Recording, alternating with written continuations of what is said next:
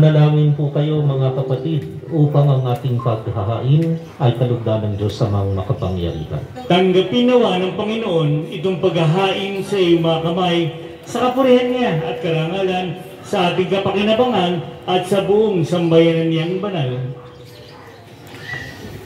Ama naming lumikha sa pagdiriwang namin sa kapistahan ng banal na sanggol, paunlakan mo ang aming pagdulog upang ganapin ang kanyang paghahain. At ang kinamtan niyang kapatawaran ay pakinabangan namin. Sa pamamagitan niya, kasama ng Espiritu Santo, magpa sa walang hanggan. Amen. Sumainyo ang Panginoon. At sumairing. Itaas sa Diyos ang inyong puso at diwa. Itinaas na namin sa Panginoon. Pasalamatan po natin ang Panginoong ating Diyos. Marapat na siya ay pasalamatan. Ama naming mahabagin, tunay ngang marapat na ikaw ay aming pasalamatan sa pamamagitan ni Kristo na aming Panginoon. Sumilay sa amin ang pagkakataong makipagpalitang handog sa iyo ngayon. Inako ng iyong maasahang anak ang pagkatao naming alangan at hamak. Kahit kamatayan namin ay kanya pong natikman upang kami makasalo sa buhay na walang hanggan. Kaya po kaisa ng mga anghel na nagsisiawit ng papuri sa iyo, nang walang humpay sa kalangitan, kami nagbubuni sa iyong kadakilaan.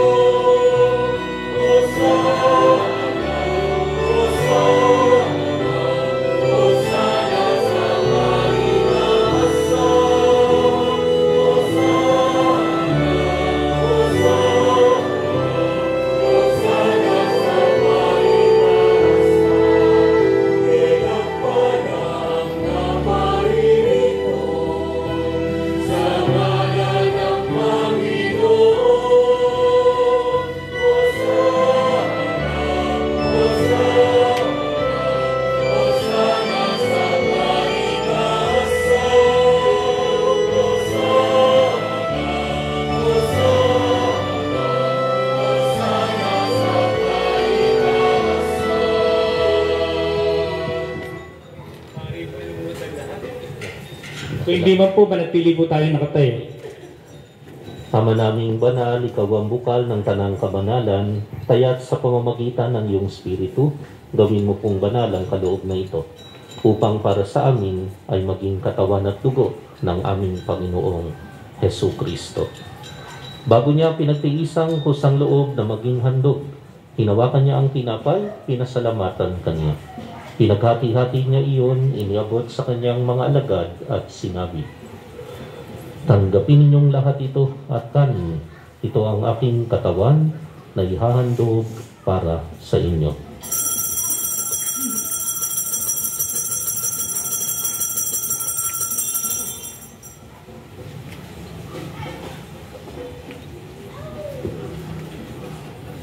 Gayon din naman, noong matapos ang hapunan, hinawakan niya ang kalis, muli kanyang pinasalamatan. Iniabot niya ang kalis sa kanyang mga alagad at sinabi, "Tanggapin ninyong lahat ito at inumin. Ito ang kalis ng aking dugo ng bago at walang hanggang tipan. Ang aking dugo na ibubuhos para sa inyo at para sa lahat sa ikapagpapatawad ng mga kasalanan. Gawin ninyo ito sa pag-alala sa akin."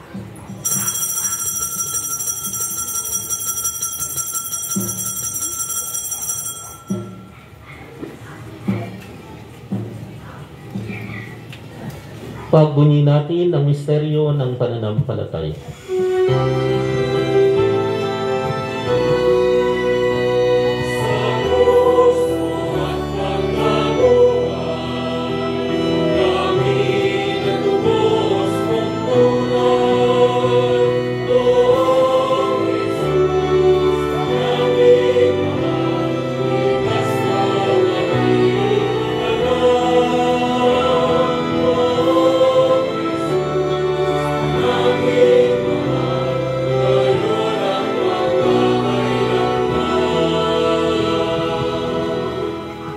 Ama, ginagawa po namin ngayon ng pag-aalala sa pagkamatay at muling pagkabuhay ng iyong anak.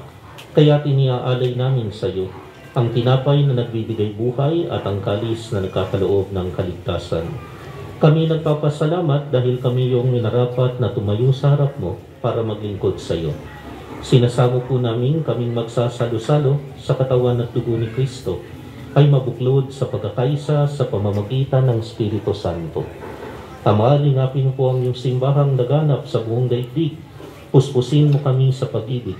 Kay San Francisco na aming Santo Papa, at ni Jose na aming Obispo at ng Tanang Kaparian. Alalahanin mo rin po mga kapatid naming nahimlay nang may pag-asang sila'y muling mabubuhay, gayon din ang lahat ng mga pumanaw. Kaawaan mo po sila at patuloyin sa iyong kaliwanagan. Kaawaan mo po at pagindapatin kaming lahat na makasalo sa iyong buhay na walang wakas. Kaysa ng mahal na Birheng Maria na ina ng Diyos, kaysa ng kabiyak ng puso niyang si San Jose, kaysa ng mga apostol at ng lahat ng mga banal na namuhay dito sa daigdig ng kalugod-lugod sa iyo, may pagdiwang nawa namin ang papupuri sa ikararangal mo sa pamamagitan ng iyong anak na aming Panginoong Hesu Kristo.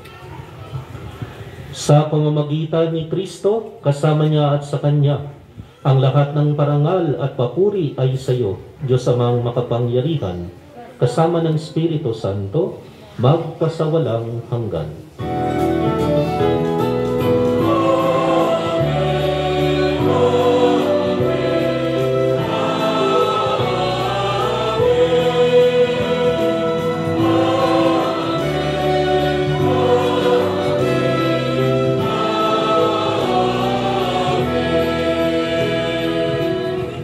Sa tagubilin ng nakagagaling na utos at turo ni Jesus na Panginoon natin at Diyos, pahayag po natin ng lakas loob.